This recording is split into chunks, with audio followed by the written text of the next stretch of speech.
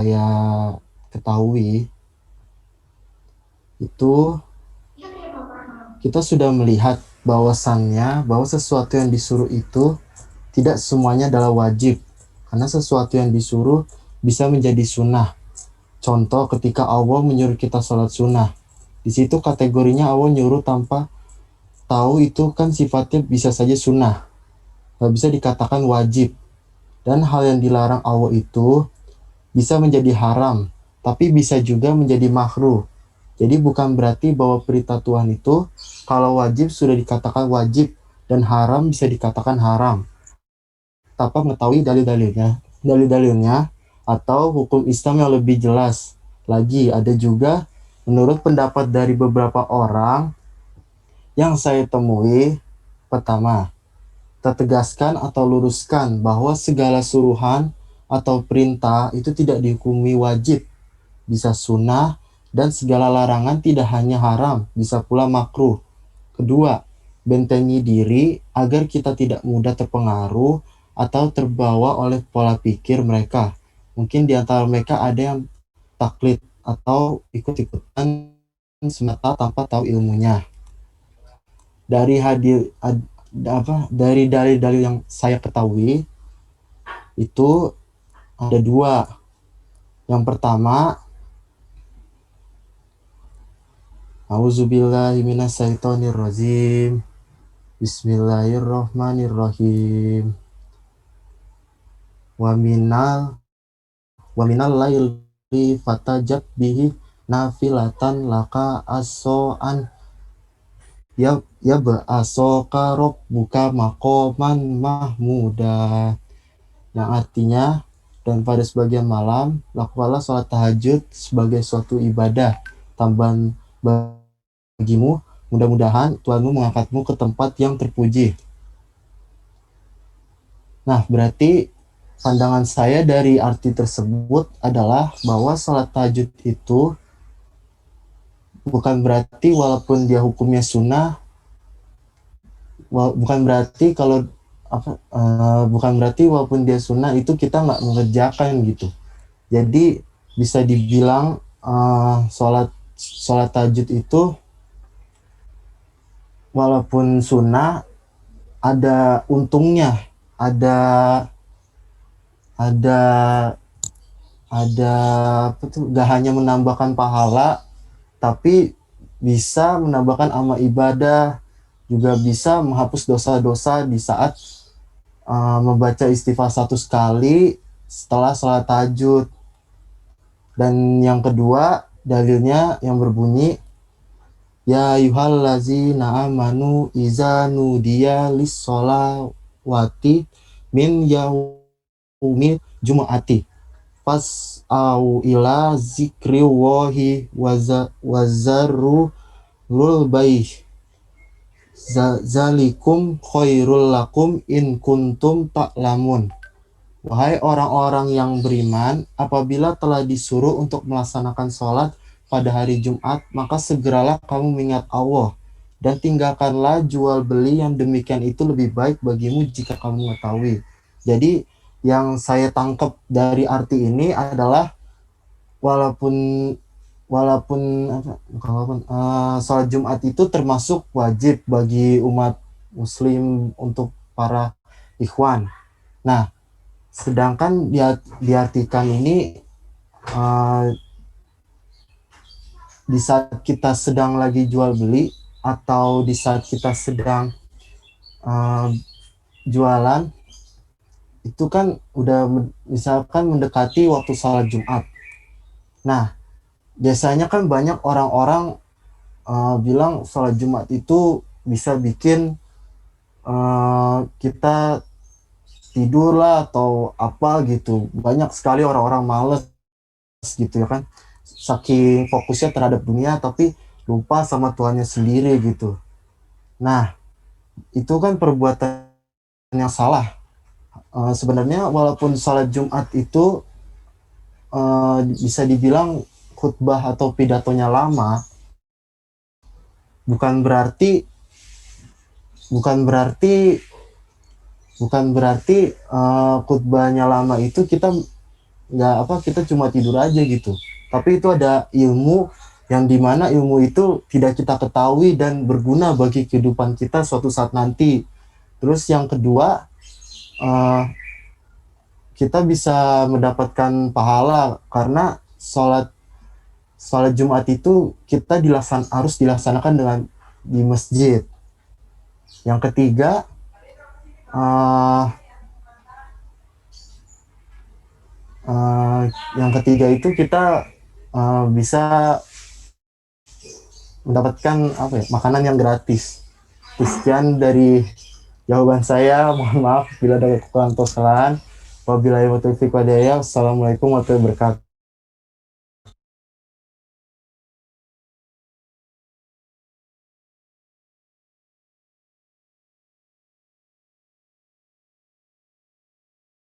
Selanjutnya dibacakan oleh teman saya.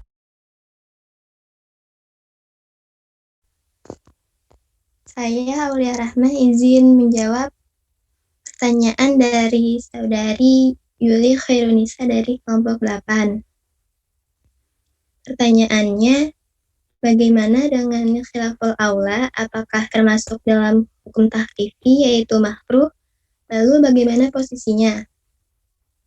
Nah, jadi istilah lain dari khilaful aula adalah tarkul aula atau layan bagi. Nah, sebelum kita bahas lebih lanjut, apakah khilaful aula termasuk ke dalam makruh juga atau bukan, lalu bagaimana posisinya, kita cari tahu dulu nih, terlebih dahulu apa bedanya khilaful aula sama makruh. Jadi, antara makruh sama khilaful aula itu ada sedikit perbedaan. Kalau makruh itu hukum yang terjadi jika ada orang yang melanggar larangan yang lugas dan definitif, yaitu larangannya tidak keras dan tidak tegas, serta tidak disertai ancaman. Misalnya kayak makan dengan tangan kiri. Nah, sebagaimana sabda Rasulullah yang berbunyi, La ta'kulu bishimal, fa inna syaitana ya'kulu bishimal. Janganlah kalian makan dengan tangan kiri, karena setan itu makan dengan tangan kiri. Hadis riwayat Muslim.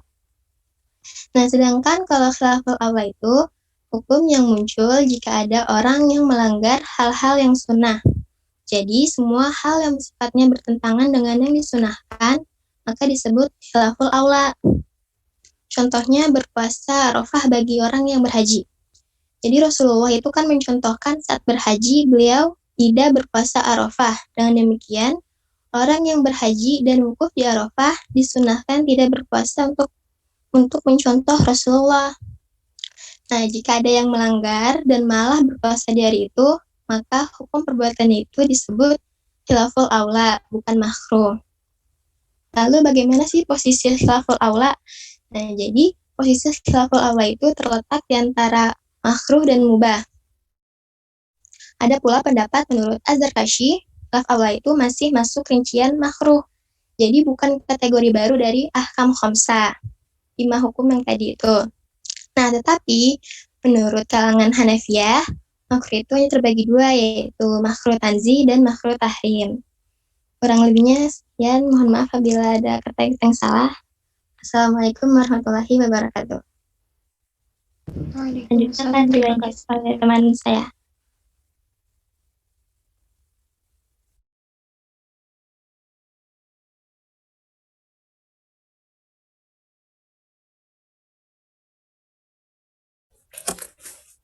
Baik, saya Ihsan Fauzi ingin menjawab pertanyaan dari dia. Jawabannya, tetap makruh dikarenakan hukum asalnya adalah makruh. Tetapi, bila konteksnya adalah berlebihan, kan karena kalau kita mengerjakan sesuatu yang berlebihan itu tidak baik, apalagi mengerjakan yang makruh. Makruh secara bahasa adalah sesuatu hal yang dibenci oleh Allah. Nah, maka dari itu, lebih baik kita meninggalkan yang makruh daripada mengerjakannya.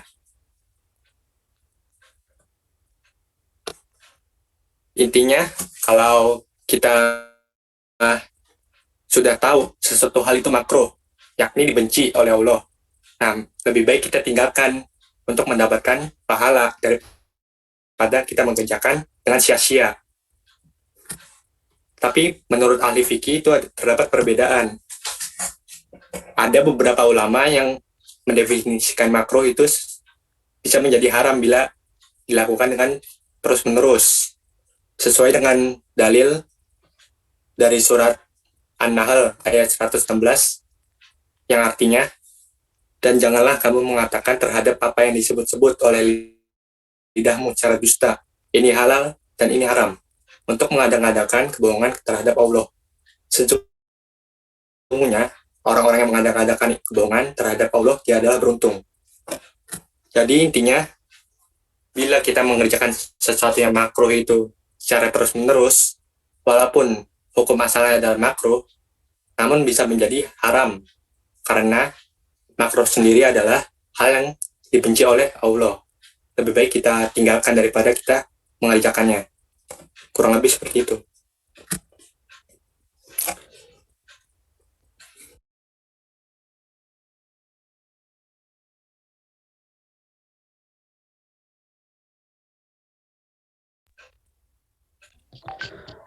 Baik, selanjutnya saya akan menjawab pertanyaan dari Hernawati. Tadi pertanyaan dari Hernawati adalah, apakah sunnah ini bisa menjadi wajib? Terus apa penyebabnya gitu? Nah, ada dua kategori yang saya kemukakan. Nah, dua kategori. Yang pertama, kategori pertama, wudu itu bisa menjadi sunnah. Kenapa saya katakan bisa menjadi sunnah? Contoh, ketika kita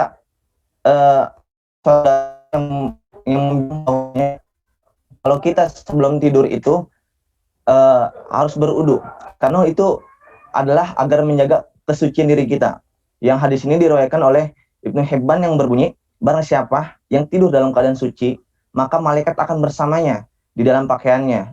Tidak akan bangun hingga malaikat berdoa, ya Allah, ampunilah hambamu si fulan karena tidur dalam keadaan suci. Nah, dari hadis ini kita sudah mengetahui bagaimana wudu ini pada hakikatnya sunnah. Jadi kita sebelum tidur sunnah untuk kita mengambil air wudu, gitu. Itu. Jadi wudu itu sunnah, dan wudu ini bisa menjadi wajib ketika kita masukkan ke dalam hal perkara yang wajib. Apa seperti apa? Contohnya yang tadi dikatakan oleh Saudara Haidar di dalam Quran surah Al-Isra ayat 79 yang berbunyi, A'udzu billahi minasyaitonir rajim. Bismillahirrahmanirrahim. Wa minal laili fatahajjab binafilatal ka'as ayya'atabuka maqaman mahmuda. Dan pada sebagian malam lakukanlah salat tahajud sebagai suatu ibadah tambahan bagimu, mudah-mudahan Tuhanmu mengangkat tempat yang terpuji. Nah, sunnah tahajud ini adalah hukumnya sunnah. Nah, bagaimana salat tahajud ini bisa menjadi sempurna? Maka ada suatu perkara yang wajib harus menyempurnakan salat tahajud ini. Apa perkara yang menyempurnakan salat sunnah tahajud ini? Yaitu adalah dengan berwudu. Nggak mungkin wudu itu menjadi sunnah ketika kita sudah memiliki salat hal yang wajib. Gitu loh. Jadi wudu yang pada hakikat sunnah akan menjadi wajib ketika kita ingin menyempurnakan salat kita. Karena saya ingat suatu dalil yang mengatakan, malal yatimu wajib illa bihi fahuwa wajibun. Tidak akan sempurna suatu kewajiban tanpa adanya satu perkara, kecuali satu perkara yang menyempurnakan suatu kewajiban tersebut. Itu kategori pertama. Nah, kategori kedua, sunnah bisa menjadi wajib apabila ada unsur nazar kepada Allah Subhanahu wa taala. Nah, kita mengetahui bahwasanya nazar ini adalah suatu janji yang terucap terikat kepada Allah Subhanahu wa taala. Contoh, kita berjanji sama Allah bahwasanya sholat tarawih itu kan pada hakikatnya adalah sunnah hukumnya. Nah, sholat sunnah tarawih ini akan bisa menjadi wajib ketika kita bernazar kepada Allah, kita mengatakan bahwasanya ya Allah, saya akan berjanji dan bernazar kepadamu bahwasanya selama sebulan ini saya akan menjalankan sholat tarawih. Nah, pada hakikatnya sholat sunnah ini hukumnya sunnah. Tapi ketika kita ada nazar kepada Allah, kita berjanji kepada Allah bahwasanya sholat sunnah tarawih ini yang tadi pada hukumnya sunnah bisa menjadi wajib karena kita sudah ada nazar kepada Allah Subhanahu wa taala. Pada hakikatnya kita harus tahu nazar ini bukan sebuah kewajiban yang harus dijalankan oleh umat Islam. nazar ini terjadi karena pada hambanya sendiri. Allah tidak menuntut nazar kepada hambanya, tapi hambanya lah yang bernazar kepada Allah. Sehingga nazar yang sudah terucap dari hambanya bisa menjadi wajib. Kalau nazar yang sudah kita lantunkan, kita terucap kepada Allah, janji kita kepada Allah, terus tidak ditepati, maka kita harus membayar kafarat. Nah, kalau kafarat ini sudah kita tidak penuhi, nazar kita tidak kita penuhi dan tidak membayar denda dengan kafarat, maka itu akan menjadikan haram atau dosa bagi pelakunya yang bernazar kepada Allah Subhanahu wa taala. Itu dua sebab menurut saya sunnah bisa menjadi wajib. Sekian, terima kasih. Baik, terima kasih jawabannya untuk kelompok 1. Mohon maaf, Bu Sari, apakah Ibu ingin menambahkan atau menyanggah jawaban dari kelompok 1? Dipersilahkan, Bu. Enggak, saya mau kalem aja. Lanjutin aja.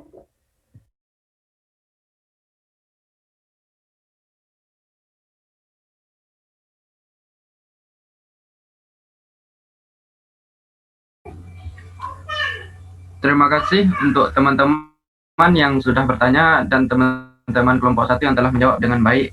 Teman-teman, apakah ada lagi yang ingin bertanya agar kami membuka waktu sesi kedua untuk tanya jawab? Iya, saya mau nanya dong. Silahkan, Tasya. Saya Tasya, kelompok 6. Saya mau nanya, bagaimana hukum yang melakukan sesuatu makruh terus-menerus itu akan berdosa atau gimana? Makasih. Ada lagi?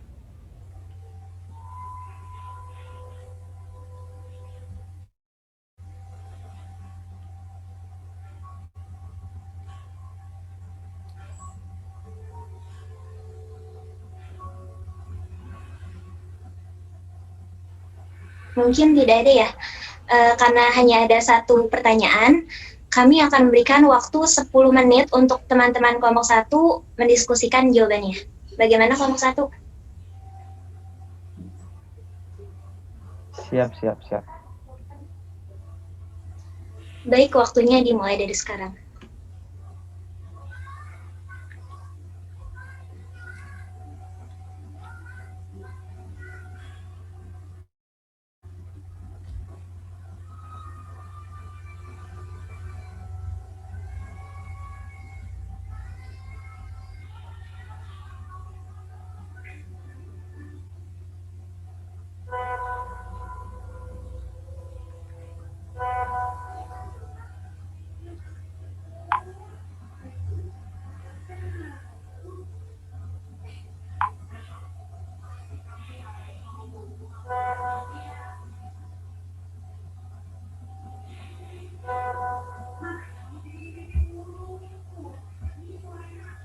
Baik, sambil menunggu jawaban dari kelompok 1, kita tonton lagi videonya. Kepada Nurul, silakan. Dia langsung bilang, hadis At-Tirmidzi nomor hadis 2915. Perbuatan dengan tuntunan yang tidak pasti. Nah, sementara diperjelas lagi dengan ulama yaitu Al-Midi yang berbunyi al-qarahatu syar'an hiya ma talaba syari'u tarkahu la ala wajhil hatmi wal islami. Karoha adalah atau makruh adalah yang dituntut oleh syara untuk meninggalkannya, hanya saja tuntutannya tidak keras. Nah, kalau bisa dibilang makruh ini adalah sesuatu yang memang nggak apa-apa, cuman Allah itu benci gitu. Jadi kalau bisa kita simpulkan, bagaimana kita mengaku orang yang beriman, cinta dan taat kepada Allah, namun kita justru lebih menyukai hal-hal yang dibenci oleh Allah. Kita udah tahu itu makruh, kita udah tahu itu hal yang dibenci sama Allah, tapi kenapa kita lakukan? Memang pada hakikatnya ketika kita melakukan makruh tersebut, memang tidak apa-apa, nggak berdosa. Tetapi makruh itu kalau kita terus secara menerus yang tadi dari pertanyaan dia terus dilakukan, itu sudah mendekati kepada hal yang subhat. Kita udah tahu kalau sesuatu yang sudah mendekati hal yang subhat itu, maka adalah hukumnya bisa menjadi haram atau dosa. Nah, di mana sebagai firman Allah dalam surah An-Nahl ayat 116 yang berbunyi A'udzu billahi minasyaitonir rajim. Bismillahirrahmanirrahim. ولا تقولوا لما تصف ألسنتكم الكذب هذا حلال وهذا حرام لتفتروا على الله الكذب إن الذين يفترون على الله الكذب لا يفلحون. Yang artinya, dan janganlah kamu mengatakan terhadap apa yang disebut-sebut oleh lidahmu itu secara dosa. Kita bilang ini halal dan ini haram untuk mengadakan kebohongan terhadap Allah. Sesungguhnya orang yang mengadakan kebohongan terhadap Allah tidak akan beruntung. Jadi kalau kita sudah tahu makruh, janganlah makruh ini gampang lah, ini mah boleh-boleh aja, bolehlah halal, ini mah halal. Jadi seolah-olah makruh ini didefinisikan seperti halal gitu. Tapi ingat, kalau kita selaku orang awam, mungkin itu nggak apa-apa, tapi kita selaku orang yang berilmu yang sudah tahu bahwa makruh itulah yang memang untuk menekangi subhat, makruh sesuatu yang memang dibenci sama Allah, alangkah baiknya kita tinggalkan. Karena pada hakikatnya kalau makruh kita lakukan secara terus-terus, khawatirnya nimbul menjadi sebuah hukum yang subhat yang akan menimbulkan dosa terhadap diri kita. Itu sih menurut saya. Mungkin dari teman-teman yang lain bisa menambahkan dari kelompok saya. Terima kasih. Terima kasih untuk Asroil Muhammad atas jawabannya. Teman-teman ada yang ingin menambahkan? Aku Nurul, saya ingin menambahkan jawaban dari Haidar. Silakan Nisa. Bismillahirrahmanirrahim. Tadi Rahma bertanya terkait golongan literalisme dan bagaimana cara kita menyikapinya. Nah, penganut literalisme ini sulit menerima cara pandang orang lain. Golongan ini bagai kuda dan kacamatanya. Bila seekor kuda telah dipakaikan kacamata khasnya, maka kuda itu tak mampu lagi melihat sisi kiri dan sisi kanan, apalagi sisi belakang. Ia hanya melihat sisi depan. Betapa malangnya si kuda. Ia tak lagi mampu melihat indahnya pepohonan di tepi jalan. Sungguh beruntung bila jalan yang disorongkan kepadanya adalah jalan menuju tempat yang indah. Tapi sebaliknya, sungguh malangnya bila yang jalan disodorkan itu adalah jalan menuju jurang. Maka dari itu, kuda yang demikian membutuhkan kacamata yang tidak membelenggunya. Kacamata yang tidak membelenggu itu adalah pemahaman kontekstual.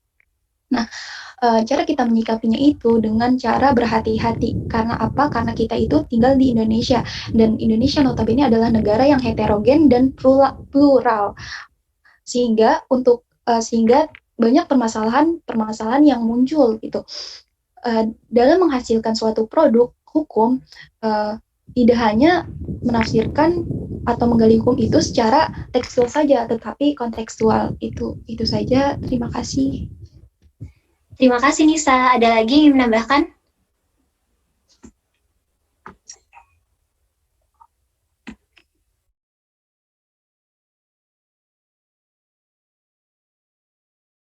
Iya, masuk.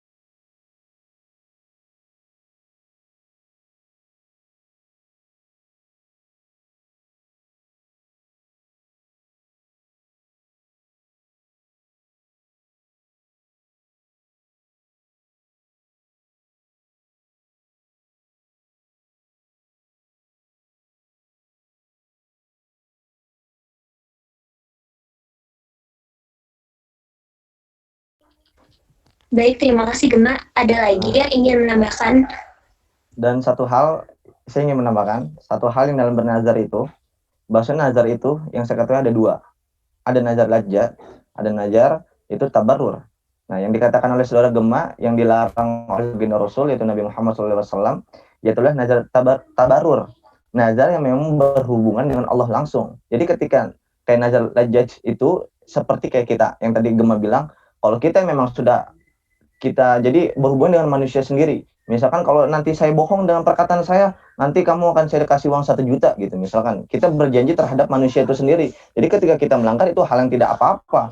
Tapi ketika kita sudah nazar tabarur, ketika saya diangkat penyakit, saya akan rajin sholat 5 waktu. Nah itu sudah berhubungan kita kepada Allah. Nanti, nazar tabarur ini adalah nazar yang memang harus hati-hati dalam kita berucap berjanji kepada Allah. Kalau nazar ini memang tidak dipenuhi, tabarur ini, maka kita harus membayar denda atau kafarat. Ya, nah kafaratnya ini apa? Nah kafarat ini yang saya ketahui bahwasanya kalau nazar tabarur kita bisa memberikan makan kepada 10 orang fakir miskin, memberikan pakaian, dan juga memberikan budak. Kalau dari 3 poin ini kita tidak mampu untuk membayar denda kita kepada Allah, maka kita untuk berpuasa 3 hari, kayak gitu. Tapi kalau kita sudah nggak dari semua ini puasa enggak, terus 3 poin ini nggak dilakukan, maka itu sudah menjatuhi hukum yang haram dan kita berdosa kepada Allah Subhanahu wa taala. Kayak gitu sih. Terima kasih. Baik, terima kasih Asroil. Mohon maaf Ibu sekali lagi, apakah Ibu ingin meluruskan atau menambah jawaban?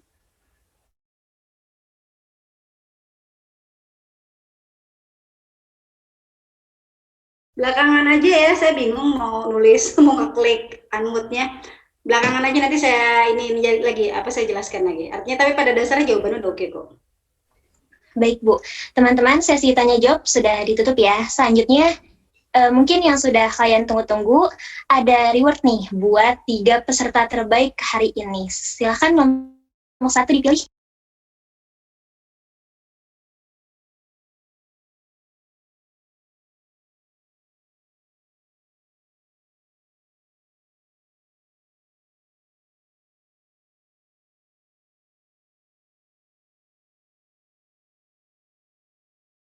Orang akhirnya gara-gara itu penting kita semua harus belajar tentang ngebenerin motor, kan enggak juga gitu loh.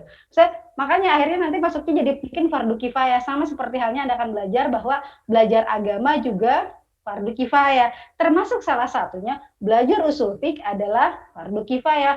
Minimal orang memahami fikih dasarnya, sholat penting dan lain sebagainya, itu orang paham. Tapi kalau pertanyaannya, tapi orang nggak tahu, kayak contohnya nih misalkan, nomor pertama saya sudah share result ya. Tadi yang saya nggak tahu kayak linknya keputus, jadi cuma ada 14 orang yang ngisi, jadi anggaplah 14 orang ini mewakili kalian semua. Bila terlupa niat puasa di bulan Ramadan, maka hukumnya puasanya tidak sah. Oke, ingat, bayangkan ini sebenarnya masuk dalam cakupan wajib mudoya. Wajib mudoya artinya, bayangkan ada orang tiba-tiba klaim, sekarang bulan Ramadan ya, tadi malam saya lupa, kagak niat, kalau gitu puasa saya nggak sah kan, kalau gitu saya nggak usah puasa. Anda nggak bisa kan mengatakan, Anda langsung bingung tuh kalau digituin tuh. Tapi nggak boleh juga. Jadi biasanya orang saking dia bingung gimana cara ngejawab, dia ngejawab biasa gini, puasa kamu nggak sah, tapi kamu nggak boleh buka, kamu harus menghargai orang yang puasa. Kan nyebelin gitu, jadi kan dianggap nggak sah tapi nggak boleh buka gitu kan. Akhirnya makanya di sini cakupannya ke dalam yang kita sebut tadi, ada wajib dari segi waktu terbagi menjadi 2. Ada yang mengatakan wajib muasa dengan wajib mudoya. Wajib muasa adalah ketika niat waktunya masih cukup lama untuk bisa melakukan itu. Bahkan ada mutlak, artinya kalau puasa Anda emang mau Anda, kalau bulan Ramadan Anda mau niat kek, mau kagak kek, Anda tetap wajib puasa. Jadi walaupun rukunnya itu adalah niat, tapi karena wajibnya itu di bulan Ramadan, Anda nggak niat, Anda tetap harus puasa. Tapi dalam kondisi normal, misalkan Anda mau puasa kodok, niat wajib, itu wajib. Karena hari ini Anda puasa, nggak ada yang bisa tahu Anda puasa apa, nggak kecuali diri Anda sendiri sudah mewajibkan itu. Saya mau puasa kode, makanya niat menjadi wajib. Tapi kalau di bulan puasa, dia menjadi tidak wajib. Karena apa? Bukan menjadi tidak wajib, kesannya itu di-include dengan waktunya. Sama seperti halnya gini, waktu itu kemarin saya bicara misalkan, Anda mau sholat nih, sekarang jam berapa ini misalkan? Sekarang jam 2:30, terus Anda sholat. Udah sholat terus Anda lupa. Tadi aku lupa niat puasa. Niat tuh sholat, saya pokoknya usoli sholat usoli arba'rokatin, tapi nggak nyebut sholatnya sholat apa gitu kan. Terus mungkin Anda tinggal ditanya, tadi Anda lupa niatnya dalam hati nyebutin itu sholat apa. Terus tapi berapa rakaat? 4. Tapi saya lupa nyebutin itu zuhur. Tapi waktunya waktu zuhur. Nggak apa-apa. Karena intinya orang yang sholat dalam waktu zuhur pasti sholat zuhur.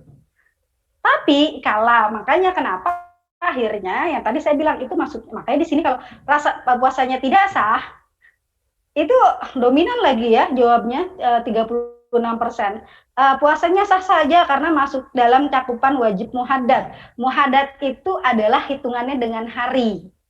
Jadi kalau lupa niat puasa nggak ada hubungannya dengan puasa itu 30 atau 29 hari. Wajib mudoya, ini yang benar adalah yang jawabannya cuma 2 orang doang yang benar. Puasanya sah karena masuk dalam cakupan wajib mudoya. Artinya Anda mau niat, mau kagak, karena waktunya bulan Ramadan dan tidak ada lagi selain itu, wajib. Nomor 3, dan yang jawab cuma dikit. Nomor 4, puasanya karena masuk dalam cakupan wajib muayyan. Wajib muayyan adalah wajib yang memang ditentukan, artinya puasa Ramadan ya Anda nggak bisa milih ya puasa saat itu gitu, Anda nggak bisa. Tapi saya nggak mau kayak kafarat, kan Anda punya, Anda diwajibin kafaratnya apa, jadi punya pilihan. Tapi puasa, Anda wajibin puasa, tapi saya nggak mau puasa sekarang, besok aja boleh nggak, mau puasa Ramadan gitu loh. Nah ini yang jawabannya justru yang benar itu yang cuma 14%. Jadi artinya saya mengatakan Anda masih bisa dijebak nih kalau kayak gini ya. Lalu kedua, ajaran Islam tidak menetapkan jumlah mahar walaupun hukumnya tetap wajib. Karena ingat jumlah. Karena mahar masuk dalam cakupan wajib aini. Ingat kita ngomongin jumlah di sini. Kita nggak ngomongin, ingat tadi kan wajib dibagi menjadi 4 kan dengan masing-masing pembagiannya. Kata kunci di sini adalah jumlah. Sehingga kalau jumlah kita ngomongin muhaddad dengan ghair muhaddad atau muqaddar dengan ghairu muqaddar, bahasanya ada 2. Kadang disebutnya muhaddad dan ghairu muhaddad atau muqaddar atau ghairu muqaddar.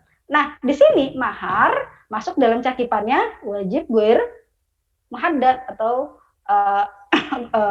di sini maksudnya tapi masih ada yang jawabnya wajib aini. Kesannya secara yang melakukan dia wajib aini.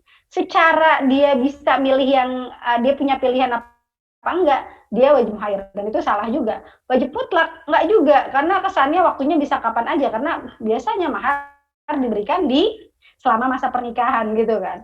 Nah, untungnya ini masih 64 di atas 50% lah, paling nggak lumayan lah ya. Oke, yang nomor 3, ajaran Islam tidak salah, itu nomor 2 ya. Nomor 3-nya yang paling bawah, seseorang yang melanggar perintah puasa dengan melakukan hubungan suami istri wajib membayar kafarat. Tadi saya sudah bahas. Dan perintah kafarat masuk dalam cakupan. Oke, kafarat kan punya pilihan mau melakukan yang mana gitu kan.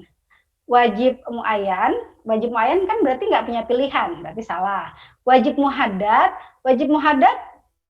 secara jumlah, tapi kita nggak ngomongin jumlahnya.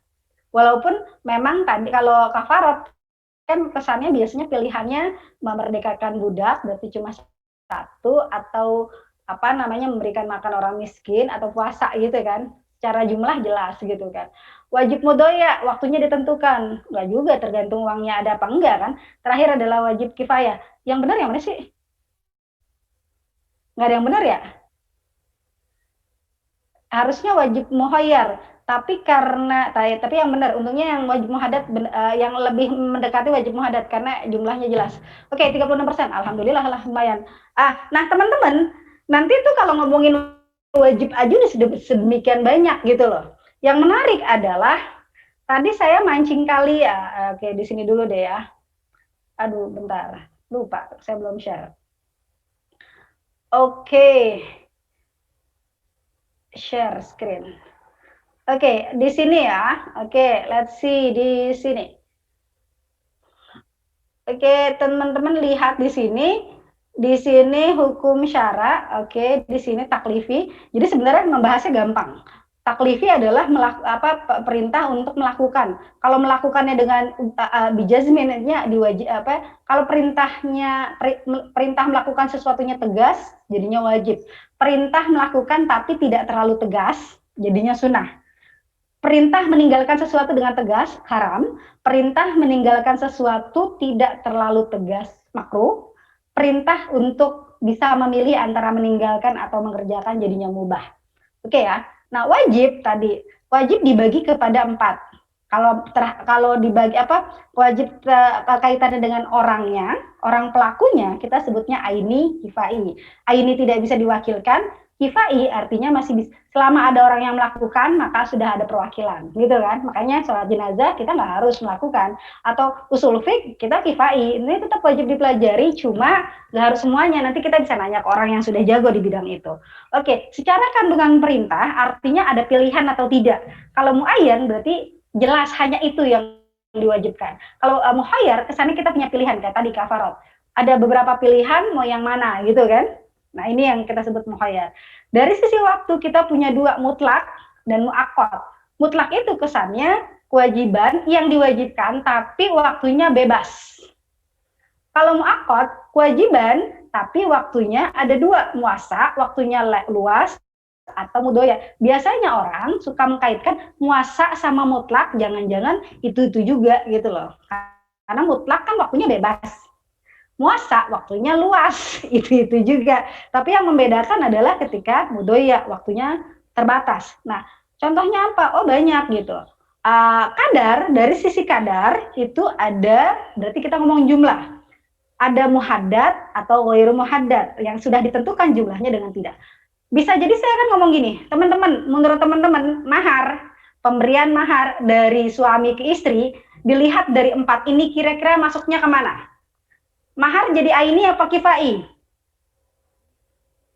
Mahar aini kalau dari sisi orang.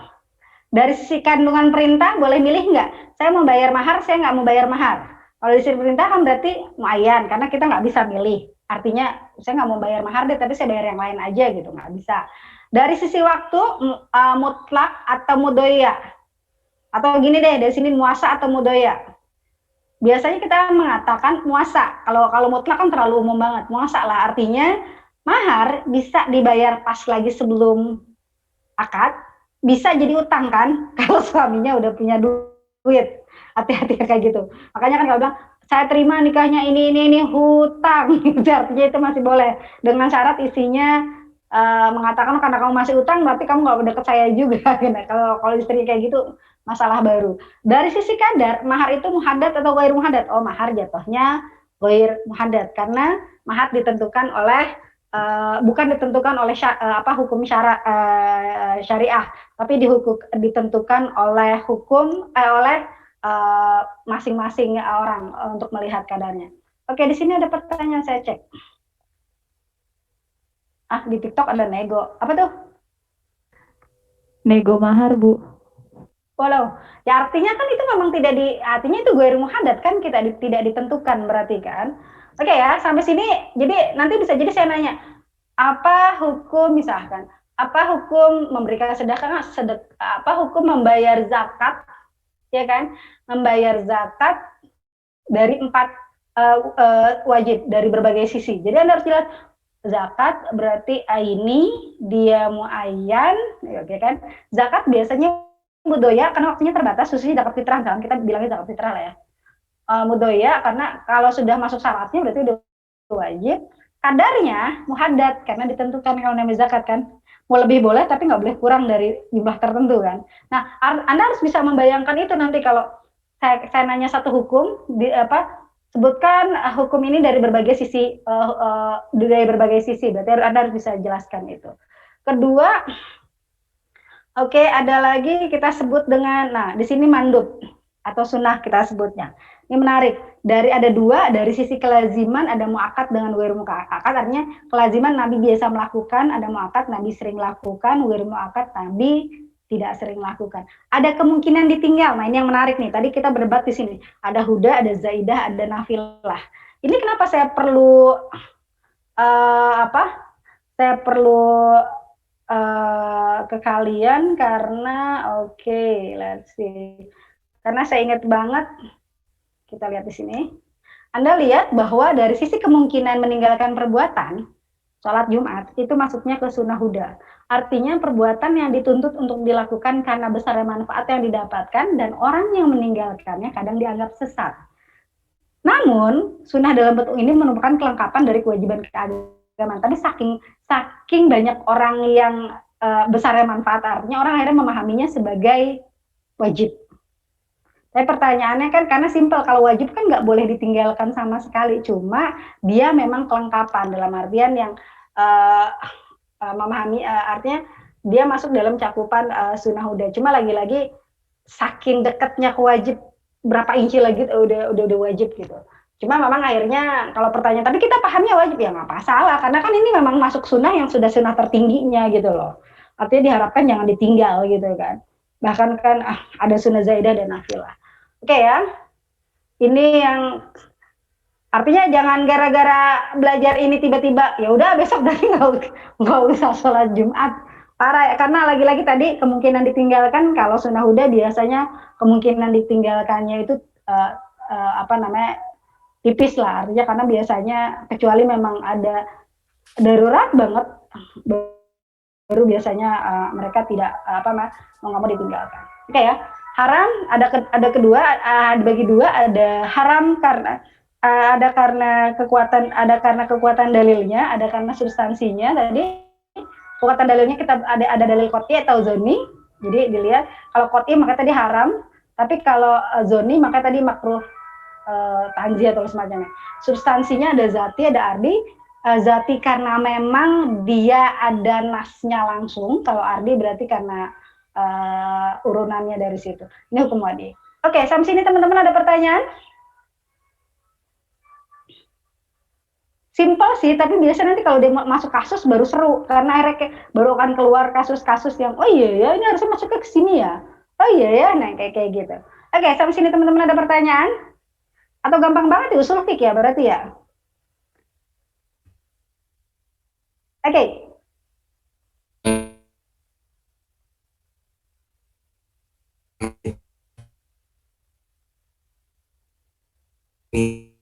Artinya sebelum pas akad kan ada gitu loh. Bisa harus pas akad sudah ada, bisa nunggu setelah akad, artinya udah akad pun dia maharnya belum dibayar gitu loh. Bisa dibayar pas akad, artinya ketika akad dia langsung bayar. Kalau bahasa kita dibayar nakedan gitu kan, atau dibayar sebagai dainan, artinya dibayar nanti, nunggu suaminya punya duit dulu, selama istrinya rela. Maksudnya gitu waktunya, jadi waktunya bisa muasa, artinya saya maharnya utang dulu. Jadi ada cowok-cowok yang gengsi gitu kan, aduh mahar soalnya kan disebut ya, apalagi kalau misalkan akadnya harus pakai toa masjid gitu, saya terima nikahnya ini 1 gram emas tunai gitu kan misalkan. Wah malu 1 gram ya, atau enggak bisa jadi ada dua yang gengsi. Ima bisa jadi yang gengsi adalah pihak suaminya, wah malu lah kalau misalkan gitu kan nyebutnya cuma 1 gram. Atau bisa jadi si pihak keluarganya, jangan 1 gram dong gitu kan, 100 gram deh tapi nggak apa-apa lah utang gitu. Yang penting disebut di toanya tuh gede 100 gram. Tapi ntar nyebut hutangnya pelan-pelan aja ya. Saya terima nikahnya 100 gram utang gitu kan. Karena simple. Kalau sebenarnya kan mahar ada dua. Saya yakin teman-teman udah belajar. Mahar ada mahar musamma, ada mahar misli. Mahar musamma adalah mahar yang disebutkan jumlahnya. Oke ya, dengan 100 gram, 1 gram, whatever. Tapi bolehkah kita mahar misli? Mahar misli adalah mahar yang tidak disebutkan jumlahnya, tapi konsekuensinya seru. Contohnya misalkan, aduh saya malu nih kalau saya sebutin jumlahnya, kenapa ketahuan kalau saya kere gitu. Jadi saya nggak mau sebutin ya, ya udah boleh gitu. Saya terima nikahnya dengan mahar demikian, jadi nggak disebut. Cuma resikonya si laki-laki ini harus menyesuaikan dengan budaya si wanita. Oh kebetulan dia menikah dengan perempuan dari misalkan dari daerah Betawi, yang kebetulan si perempuan ini di keluarganya itu rata-rata kakaknya nerima emas 50 gram misalkan. Otomatis karena dia nggak disebut, maka dia harus menyesuaikan dengan budaya si perempuan ini. Jadi dia nggak bisa, saya kan nggak nyebut, jadi saya ngasih 1 gram. Oh nggak bisa, karena nggak disebut. Justru Anda kena konsekuensi harus menyesuaikan dengan lingkungan si cewek ini berada gitu. Makanya mendingan udah deh saya sebut deh 1 gram tapi malu. Udah 1 gram disebut, atau udah saya tulis 100 gram tapi 100 gram tapi ngutang deh gitu. Boleh juga, artinya itu Lagi-lagi seru tuh kalau udah ngomongin mahar kayak gitu. Oke ya, dipahami ya? Oke, ada lagi? Ada yang mau nanya lagi? Nih, saya greget nih berarti. Soalnya dari 3 pertanyaan iseng saya yang ini dikit banget ya. Ada lagi teman-teman? Ya.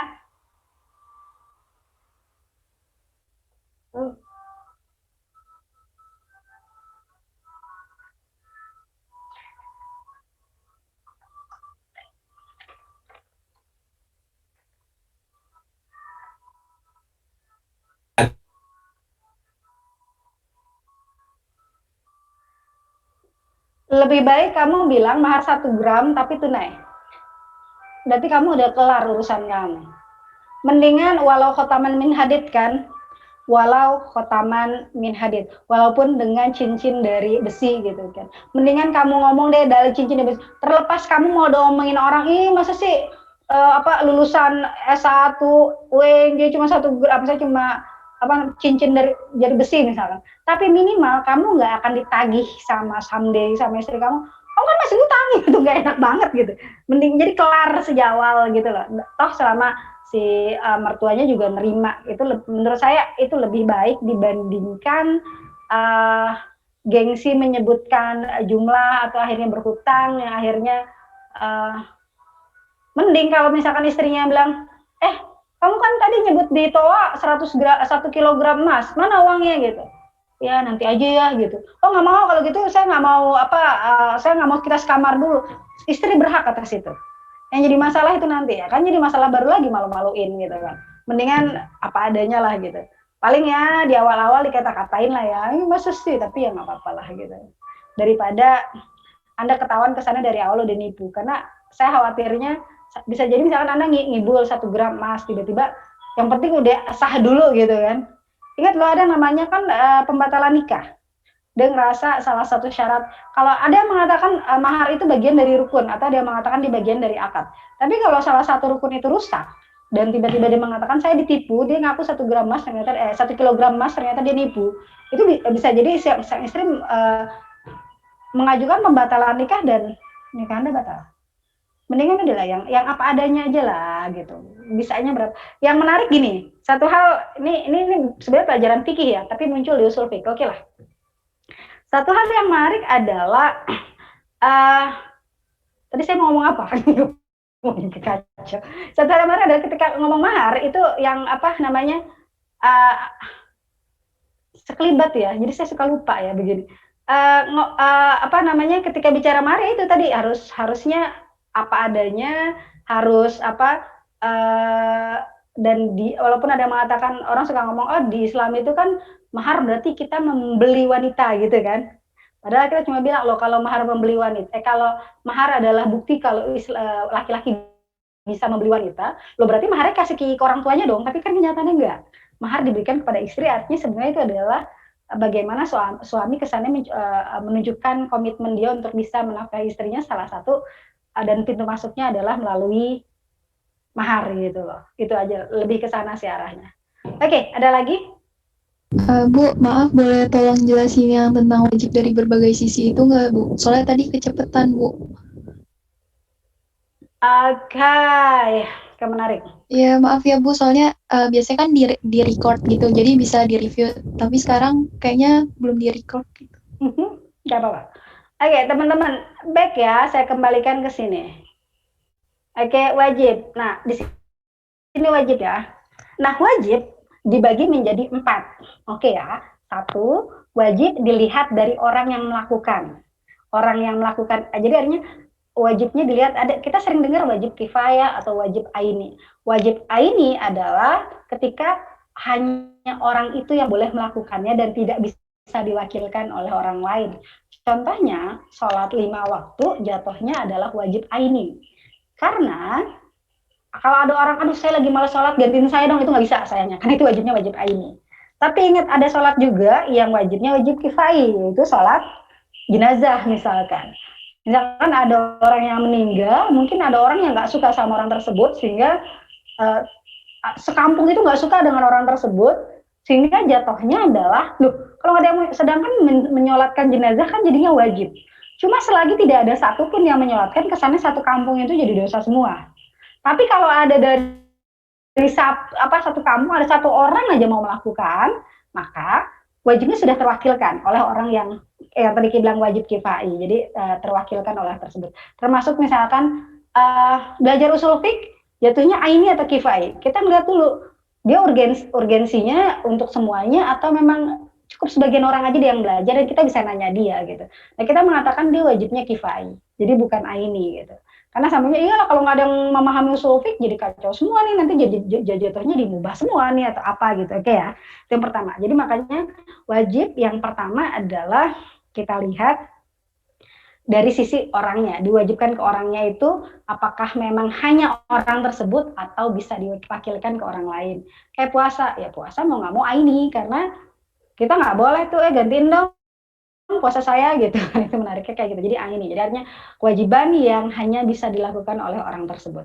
Yang kedua adalah dilihat dari kandungan perintahnya. Kandungan perintahnya artinya adalah apakah wajibnya memang fokusnya langsung ke satu titik itu, kayak lagunya SEA Games ya. Jadi kewajibannya sholat, ya udah sholat gitu loh. Beda dengan, tapi ada juga perintah yang sebenarnya diwajibkan kafarat, tapi ternyata kafarat ada 3 jenis. Nah, kesannya Anda punya muhayyar, Anda punya pilihan untuk punya pilihan. Jadi misalkan wajib muhayyar itu karena dia harus bayar kafarat yang mana ya, gitu loh maksudnya. Nah, ini yang apakah mau merdekakan budak, apa mau ngasih makan orang miskin, atau mau puasa gitu kan. Nah, ada mengatakan itu wajib muhayyar, artinya ada puasa yang memang harus milih gitu loh. Tadi menarik, kayaknya tadi ada ngomongin nazar ya. Tadi saya ingat banget, dulu saya sampai dibilangin nazar itu hukumnya memang boleh, tapi memang ada yang mengatakan nazar itu hanyalah kayak ancaman, dia adalah dilakukan oleh orang-orang yang pelit bahasanya, karena dia mau berbuat baik kalau dia baru, tapi it's okay, itu tantangan sebenarnya buat diri sendiri gitu kan. Cuma jangankan nazar ya, ada hal-hal tertentu yang sebenarnya ada kafarotnya. Saya ingat banget dulu sampai dibilang jangan sekali-kali Anda mengucapkan nama Allah terus ternyata Anda melanggar maka Anda kena kafarot. Dulu digituin, saya ingat banget ya. Terus contohnya misalkan gini. Dulu nih waktu saya di Kairo tuh saya memahaminya gini. Sar besok datang ya. Kita selalu sebut insya Allah kan? Ya insya Allah ya.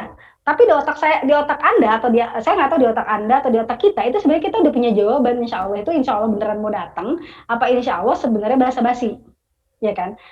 Saya memahaminya kalau insya Allah itu artinya saya mewajibkan diri saya untuk datang.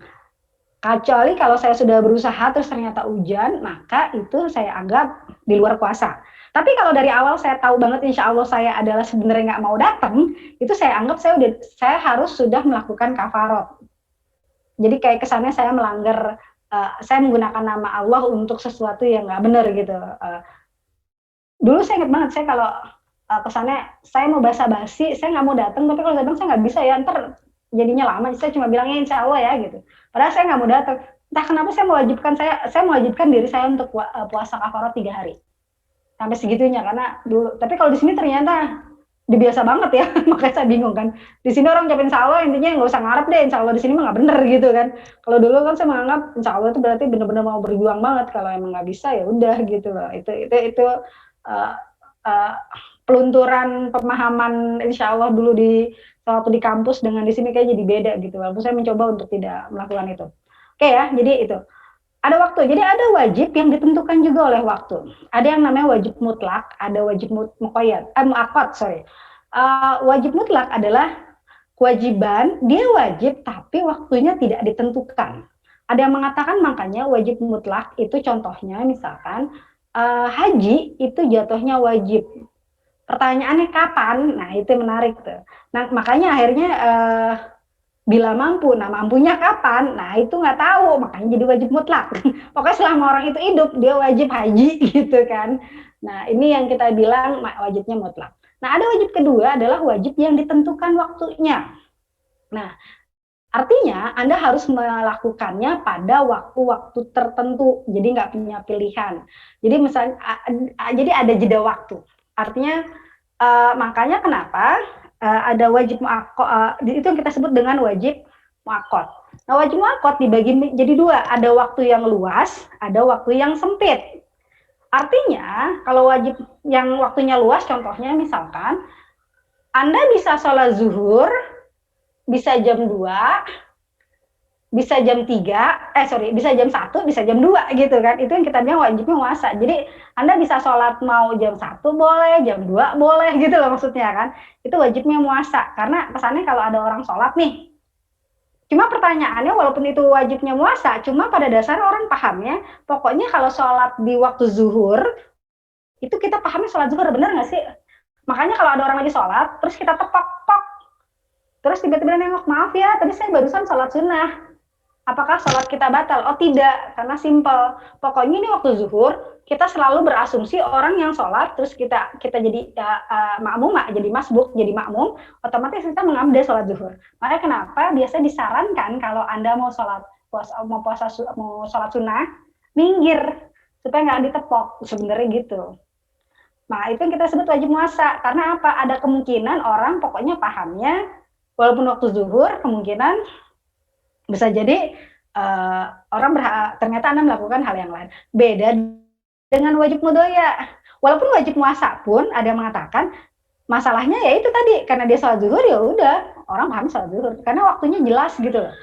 Artinya cuma bisa, walaupun dia bisa melakukan sholat lain, karena di waktu zuhur dengan waktu jeda 3 jam Anda bisa sholat zuhur, bisa sholat sunnah, bisa sholat ini kan banyak, karena waktunya agak panjang. Anda mau sholat di awal waktu, mau di akhir waktu, boleh-boleh aja kan. Nah beda dengan wajib mudoya. Wajib mudoya Anda nggak punya pilihan. Artinya di bulan Ramadan Anda nggak mungkin mengatakan saya sekarang puasanya puasa Senin, nggak bisa karena bulan Ramadan. Orang di bulan Ramadan nggak mungkin akan lagi bulan Ramadan, kita nggak mungkin langsung mikir, dia puasa apa ya? Itu orang bodoh yang bertanya dia puasa apa? Karena jelas-jelas bulan Ramadan. Dan di bulan Ramadan kita nggak bisa nggak bisa puasanya double. Kecuali kalau puasa sunnah mungkin ya. Jadi kalau di luar Ramadan itu mungkin orang masih bisa nih, saya puasa Syawal misalkan. Dia puasa apa ya? Gitu kan. Dia puasanya double tuh 3. Kenapa? Karena kebetulan hari Senin dia puasanya puasa kodok. Karena kebetulan di bulan Syawal dia puasa Syawal. Karena kebetulan Senin di puasa Senin. Tapi terlepas dari itu artinya mana yang dominan ya? Mendingan lakukan yang wajib dulu sebenarnya gitu. Jadi kodok dulu harusnya kan. Berkodok, tapi karena kebetulan di bulan Syawal berharaplah dapat pahala Syawal, dan kebetulan di hari Senin dapat pahala Senin gitu aja. Itu masih bisa. Tapi kalau di Ramadan kagak bisa, nggak bisa. Saya mau bisa nggak puasa Ramadan plus kodok? Kagak gitu. Makanya itu di Ramadan tuh bener-bener mudoya banget karena waktunya cuma itu doang dan Anda nggak bisa. Jadi makanya kenapa orang mau niat apapun, mau ngaku nggak niat pun di bulan Ramadan Anda tetap wajib puasa selama Anda memenuhi syarat-syarat tertentu. Oke ya. Lalu ada yang terakhir adalah yang kita sahabat wajib dilihat dari sisi kadarnya. Artinya ada sekali kewajiban-kewajiban yang terkait dengan kuantitas atau jumlah. Contohnya apa? Zakat. Itu kan kuantitas. Pertanyaannya zakat diwajibinnya ditentuin nggak? Oh ditentuin. Karena zakat hanya 2,5% kalau itu zakat perdagangan emas perak atau zakat itu. Oke, berarti itu kita namakan dengan wajib muhaddad. Muhaddad itu artinya ditentukan jumlahnya. Tapi ada juga loh kewajiban yang sifatnya finansial tapi tidak ditentukan. Contohnya apa? Wajib ya, kita ngomongin wajib, jangan kepikiran sedekah ya, apalagi sedekah yang sudah. Contohnya tadi saya bilang mahar itu nggak ditentuin. Anda mau ngasih mahar 1 gram, 2 gram, karena itu disesuaikan dengan, kalau tadi bahasanya nego, itu disesuaikan dengan kesepakatan pihak perempuan dan laki-laki. Makanya biasanya Islam cuma menegaskan aturannya gini, laki-laki jangan pelit, perempuan jangan tamak, gitu bahasanya gitu kan. Artinya jangan sampai laki-laki punya uangnya banyak, Allah dia kan di orang Betawi ya gitu. Biasanya juga paling cuma 50 gram, saya kasih 50. Padahal laki-lakinya kaya raya, bisa ngasih 1 kilo, ya kasih 1 kilo lah gitu. Jangan pelit. Perempuan juga gitu.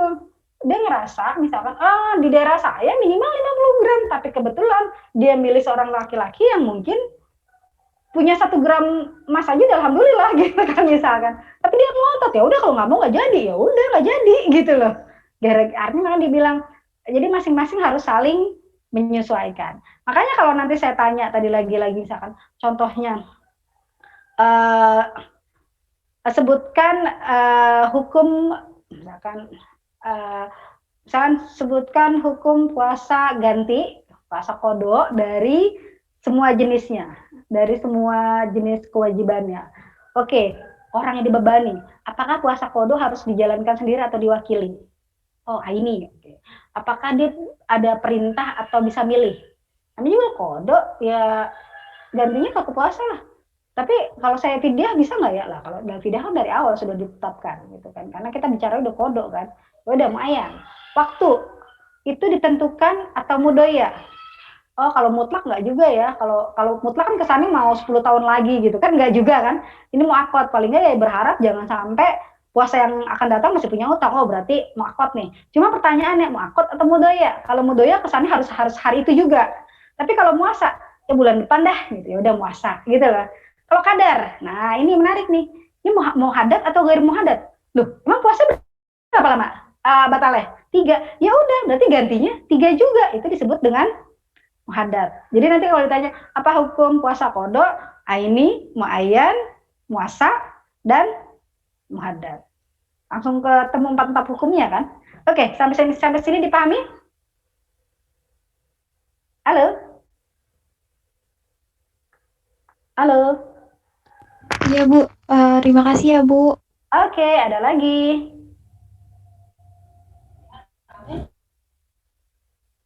Teman-teman ada lagi yang mau nanya?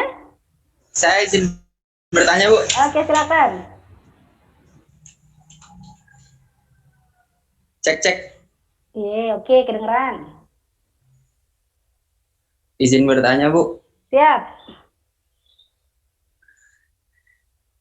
Sebelumnya saya izin bercerita. Jadi suatu ketika saya itu ngobrol dengan guru saya, yaitu Ustadz di kajian rutin saya, pengajian. Nah, saya bertanya terkait nikah siri. Kemudian itu saya tanyakan dan saya tidak setuju akan hal itu kan Ibu.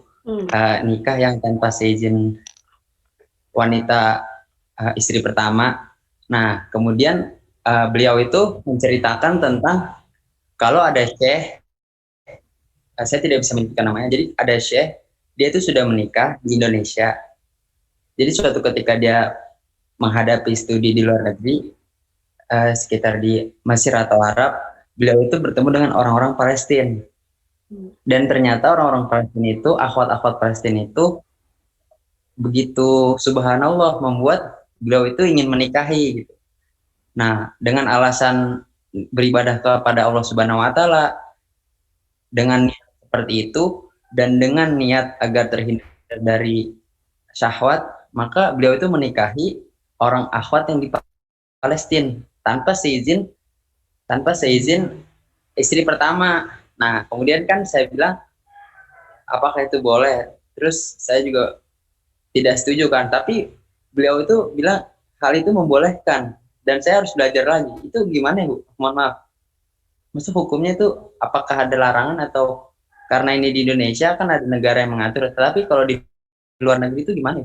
Oke, menarik. Saya cuma mengatakan bahwa kalau Anda bicara poligami, Anda bicara budaya.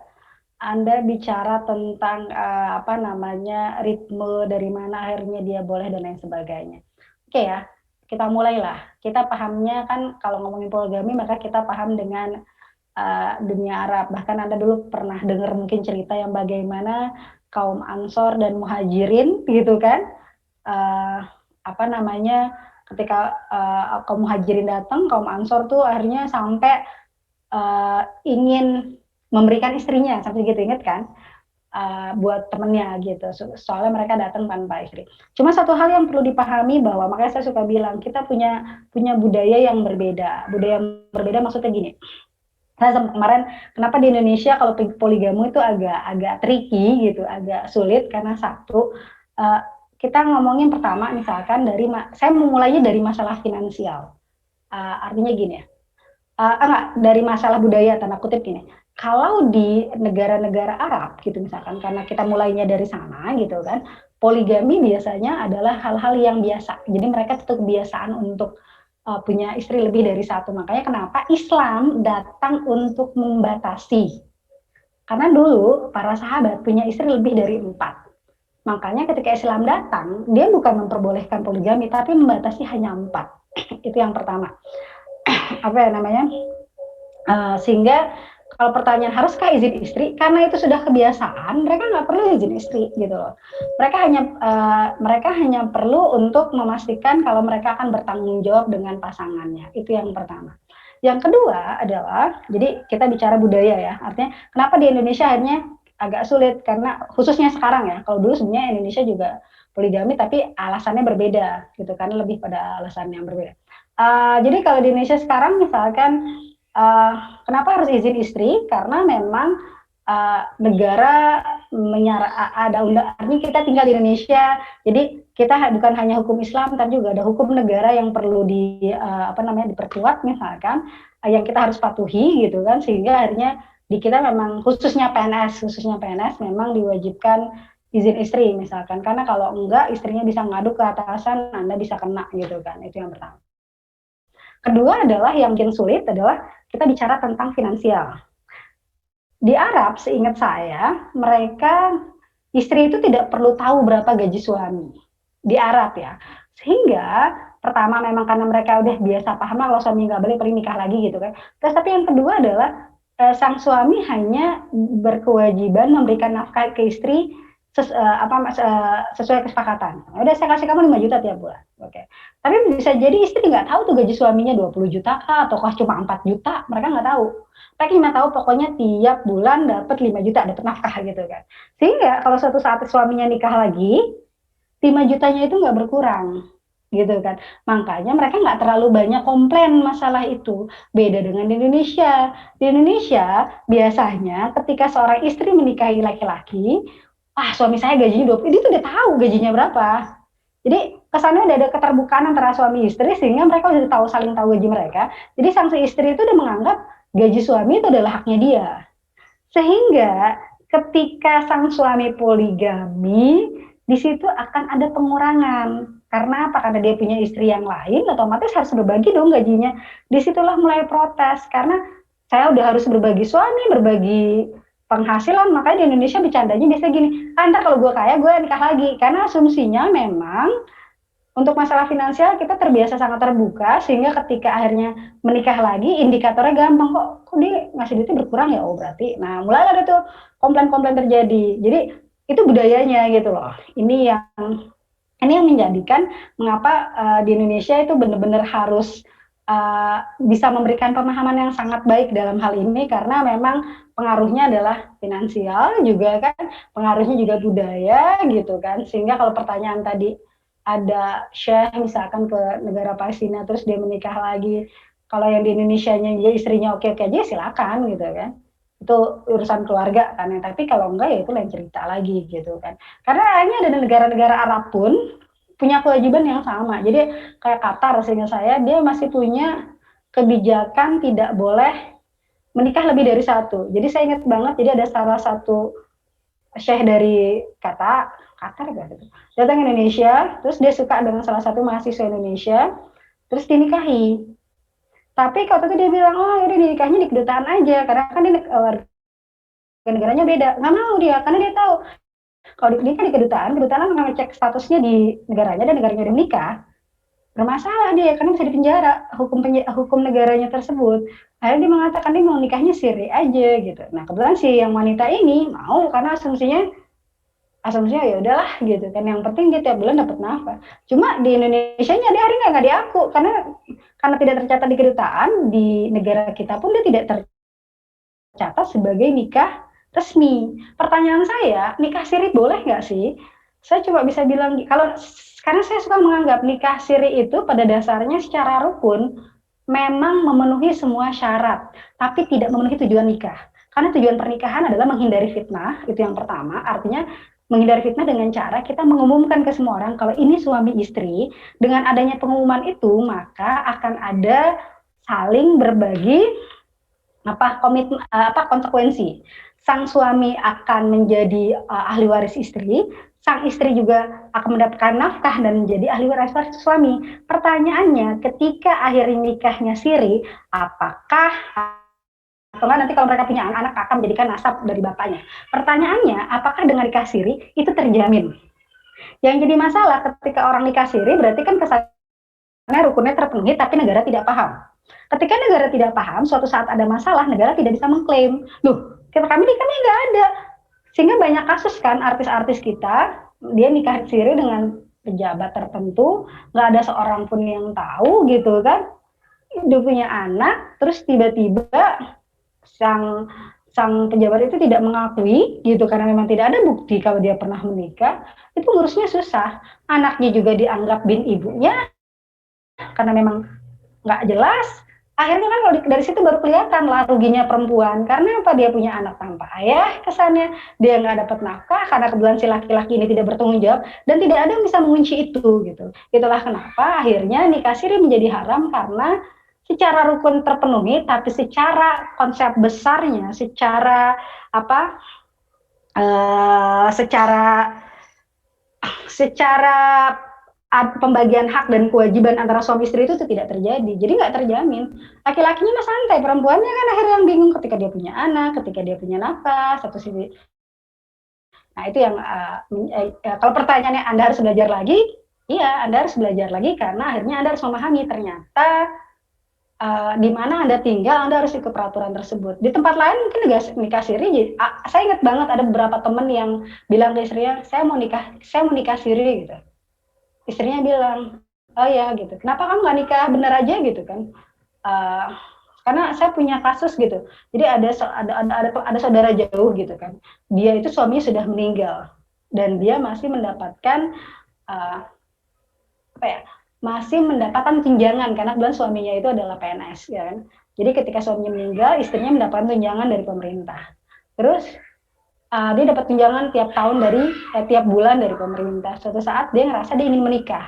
Cuma dia ngerasa kalau dia nikah tunjangannya putus. Ya kan? Akhirnya dia memutuskan untuk nikah siri.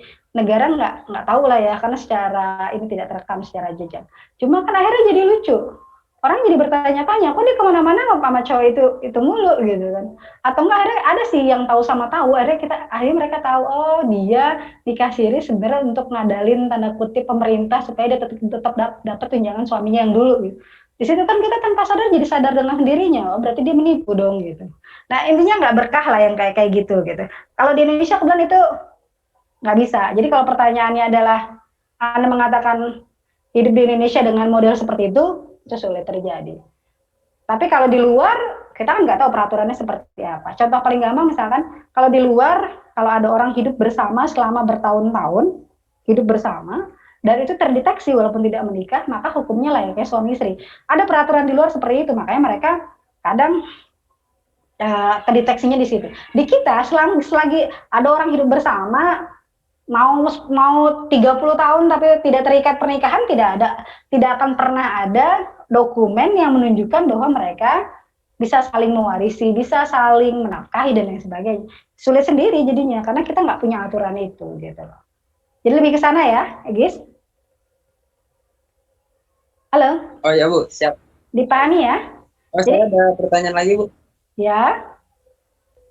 Mungkin pertanyaan tadi tidak membuatkan beberapa pihak, tidak hanya untuk laki-laki aja, tapi mohon maaf, insya Allah ikhwan Indonesia jadi lebih baik lagi. Pertanyaan saya terkait pernikahan karena suatu hal ancaman, itu hukumnya apa ya Bu?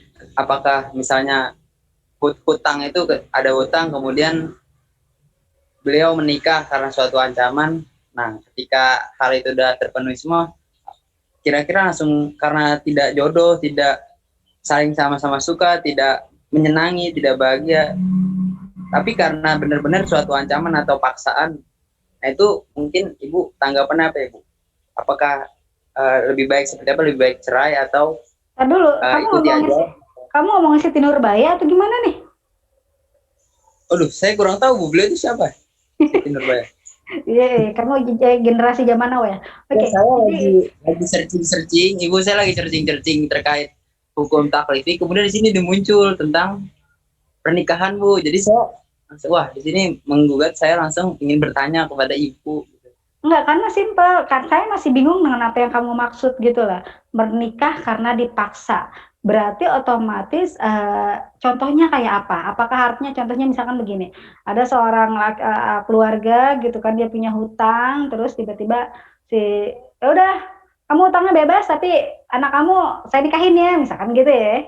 Apakah itu maksudnya? Sehingga kesannya itu yang saya bilang itu kalau film zaman dulu itu bahasanya kayak Siti Nurbaya. Jadi kesannya seorang anak dipasrahkan untuk membayar hutang tapi dinikahi gitu kan.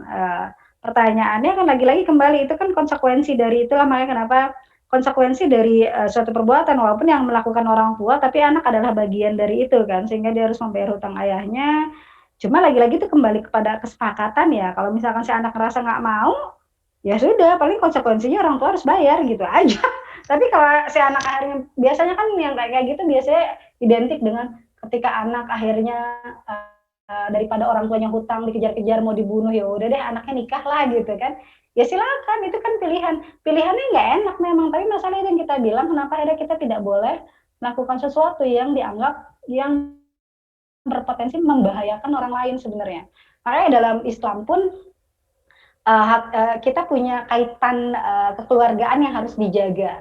Karena contoh paling gampang misalkan kalau misalkan di keluarga kita, nauzubillah misalkan ada seseorang yang dianggap membunuh gitu kan, maka dia harus bayar ini kan, dia harus bayar denda gitu kan dengan banyaknya. Yang menarik adalah denda itu biasanya kalau misalkan orang itu harus membayar denda dan dia nggak punya duit, biasanya yang dikejar adalah keluarganya, karena keluarganya dianggap bertanggung jawab atas orang ini juga gitu. Bisa jadi keluarga saya nggak tahu orang itu urusan dia, tapi tetap keluarga tetap yang dikejar. Artinya di sinilah kenapa ya. Saya coba mengambil nilai-nilai penting adalah bagaimana dalam Islam kita diminta untuk saling terkait satu dengan yang lain. Contoh paling gampang lagi gini misalkan, kenapa dalam Islam kita patre sistemnya lebih ke bapak kan, binnya bin bapak. Tapi kalau Anda bicara tentang mau nikah, kita yang dikejar adalah pihak istri. Contoh paling gampang gini, menurut Anda boleh nggak misalkan seorang laki-laki bilang gini, aduh orang tua saya nggak ngizinin kita nikah misalnya. Terus yaudahlah kita nikah aja lah. Yang penting kan bapak kamu ngizinin, karena yang jadi wali kan bapak kamu. Oke, bisa nggak? Bisa memang. Anda bisa menikah dengan hanya membawa diri Anda, keluarga pengantin setuju, Anda bisa nikah. Tapi koma. Nextnya setelah Anda menikah, ingat Anda laki-laki. Otomatis kalau terjadi apapun sama Anda dan kebetulan anak Anda perempuan, dia harus diwalikan oleh dari keluarga suami, ya kan? Sehingga otomatis bayangkan kalau istri ini tidak punya hubungan yang baik dengan keluarga suami, bagaimana anak perempuannya kelak? Misalkan Anda meninggal, terus tiba-tiba Anda punya anak perempuan, istri nggak dekat sama keluarga suami. Ketika dia mau nikah, dia kan butuh walinya semuanya dari keluarga laki-laki. Makanya kenapa pernikahan itu sebenarnya adalah pertemuan dua keluarga besar, baik keluarga laki-laki dan keluarga perempuan. Ketika mau nikahnya kesannya keluarga perempuan, tapi setelah nikahnya keluarga laki-laki lebih kuat. Artinya di sini dua-duanya harus kuat gitu loh. Itulah makanya ini menarik ketika kita ada konsekuensi tertentu. Contoh paling gampang misalkan, kenapa kalau bayar mahar paling bagus itu kalau paling mahal? Di Arab mereka punya budaya membayar mahar itu tinggi karena simpel. Saya jadi ngerti juga karena orang Arab itu ternyata matre gitu loh. Karena apa? Karena sih dalam hukum Islam itu gampang. Kalau saya pengen cerai dari laki-laki ini, gitu kan? Laki-laki ini dia nggak enak nih, dia miskin lagi, dan kemudian dia cuma dapat maharnya adalah seperangkat alat sholat, gitu misalkan gitu ya. Gampang balikin seperangkat alat sholat hulu, kelar, ganti nikah lagi yang kerenan lagi gitu kan. Tapi orang Arab paham, perempuannya itu seperti itu modelnya secara budaya. Makanya kenapa mereka akan berikan mahar sebanyak-banyaknya supaya mereka nggak gampang melepaskan diri. Azan dulu sebentar ya. Ini makin panas nih kayaknya ya.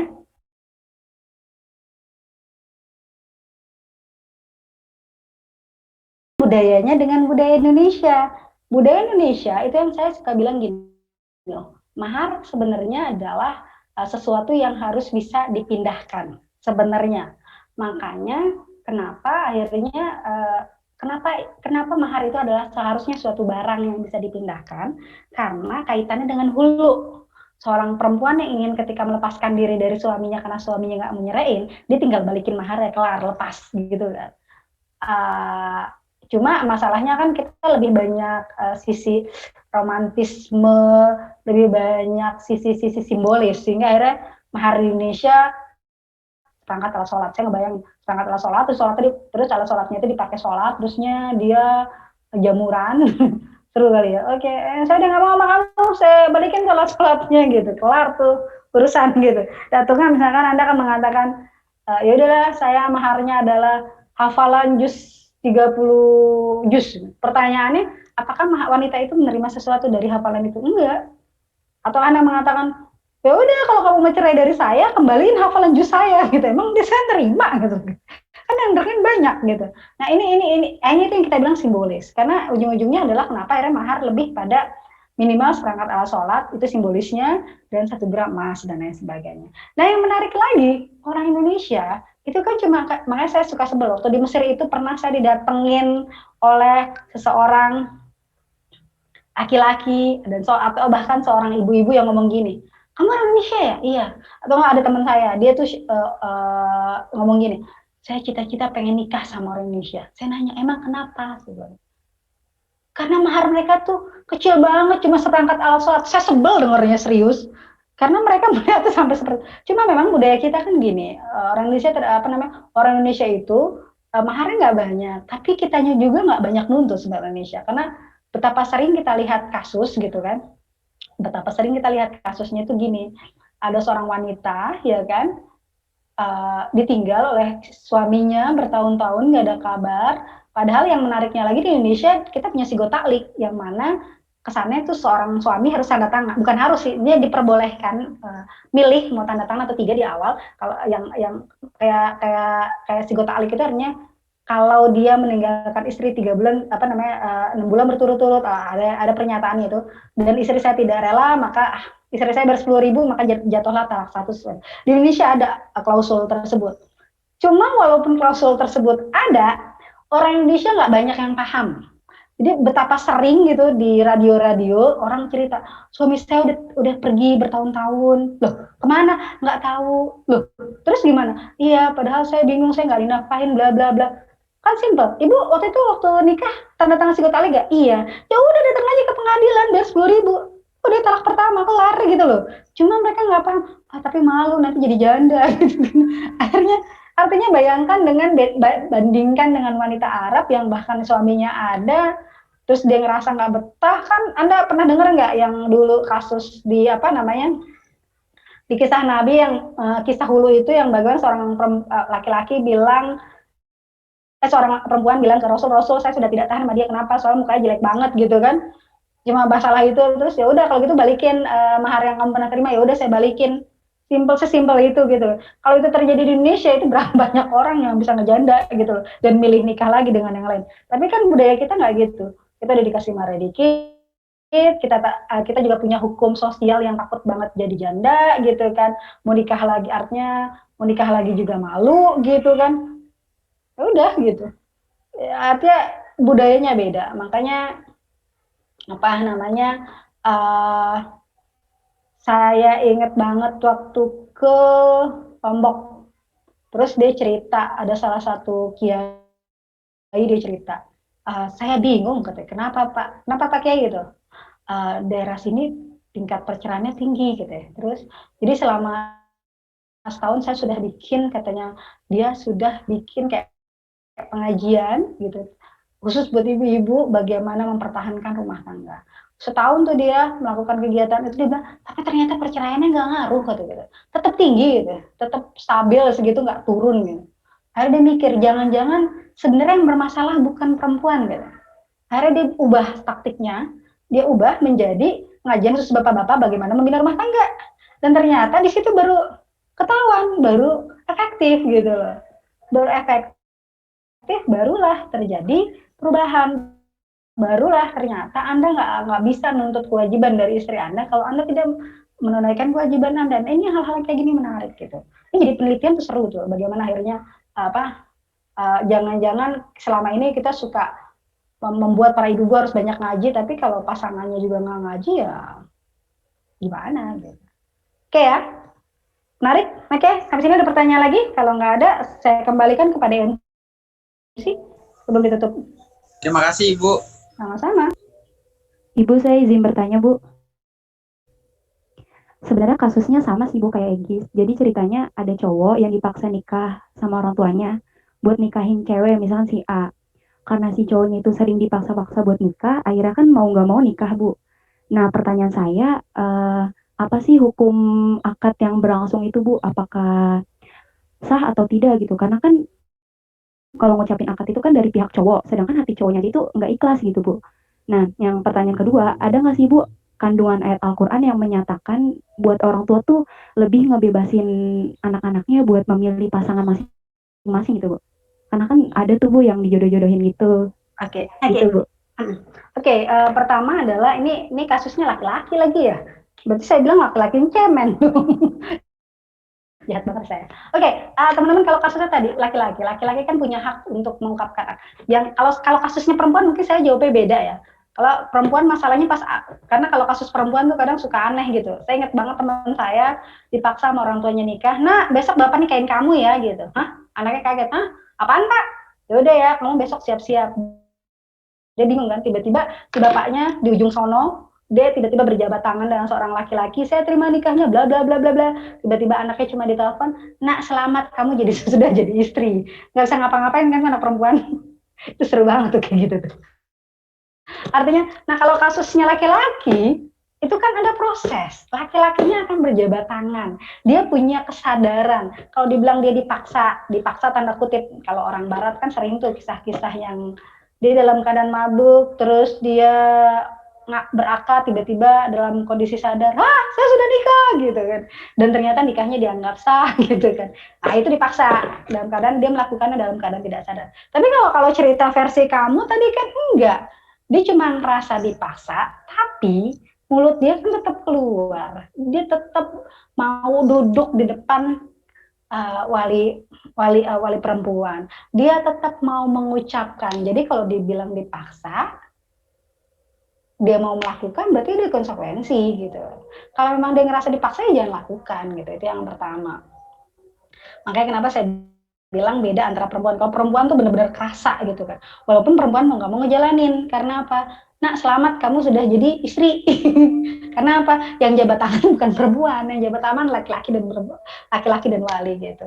Itu yang pertama. Jadi kalau dibilang dipaksa, tinggal kecuali kalau Anda ngerasa udah selesai akad, Anda baru sadar, kenapa saya ngelakuin ini? Saya tidak rela. Ya silakan datang ke pengadilan mengatakan membatalkan pernikahan Anda kalau mau. Tapi kalau Anda nggak batalkan, berarti kan itu terjadi. Itu yang pertama.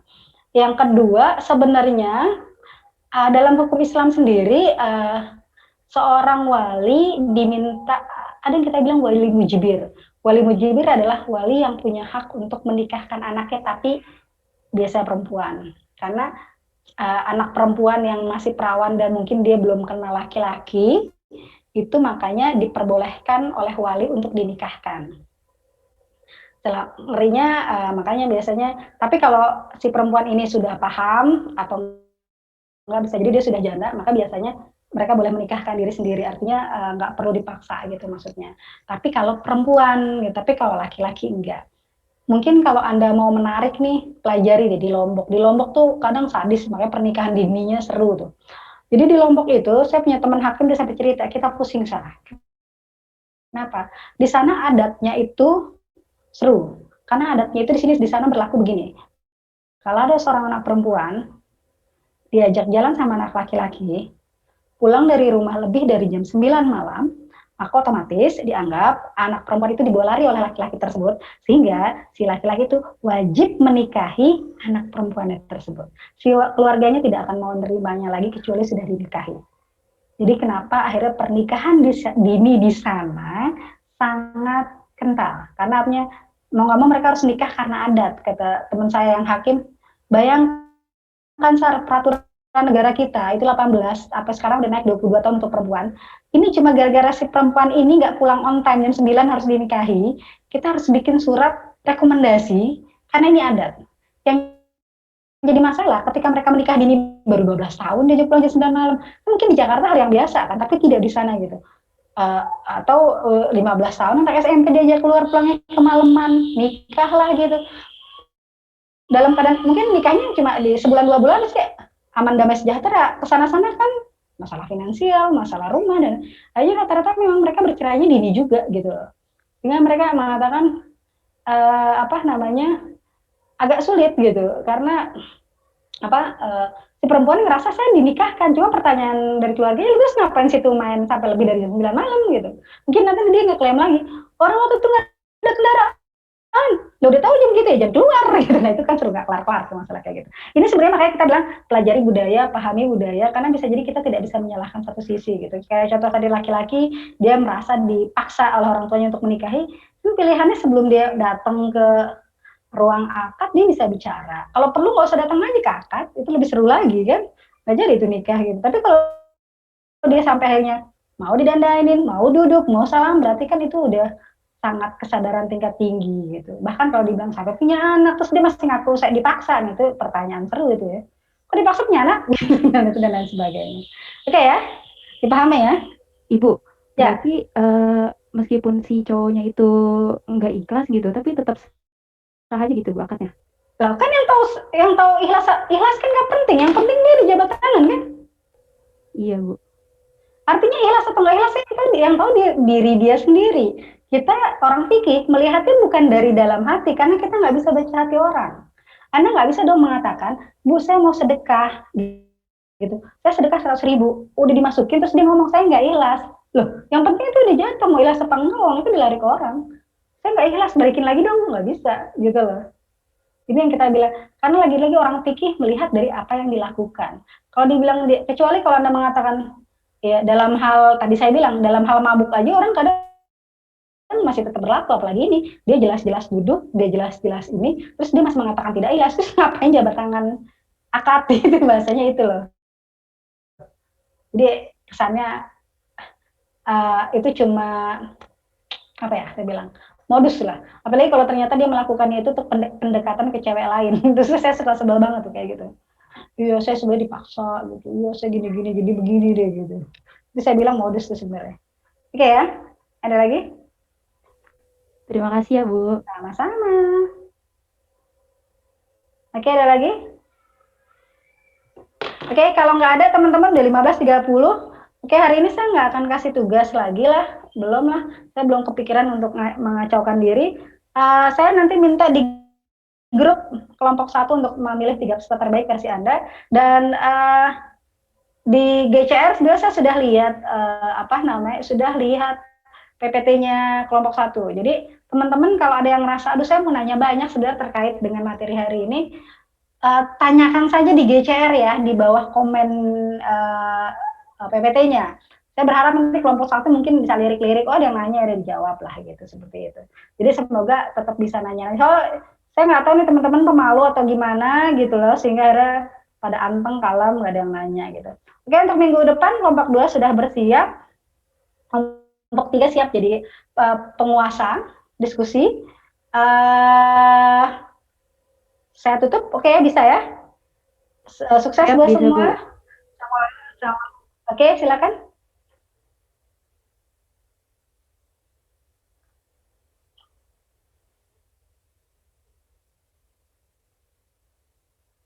Ya ini untuk meningkatkan pemahaman usul fiqh boleh, atau nggak Anda boleh bikin kuis yang terkait usul fiqh boleh. Jadi intinya nggak harus dengerin orang sih, tapi saya berharapnya justru moderator bisa membuat kegiatan yang bisa kayak tadi bikin pool gitu kan, atau nggak pertanyaan yang menggabung semua terlibat gitu. Jadi otomatis makin membuat paham tentang materi tersebut gitu. Oke ya, oke terima kasih. Oke, sukses buat teman-teman semua. Kita ketemu insya Allah minggu depan.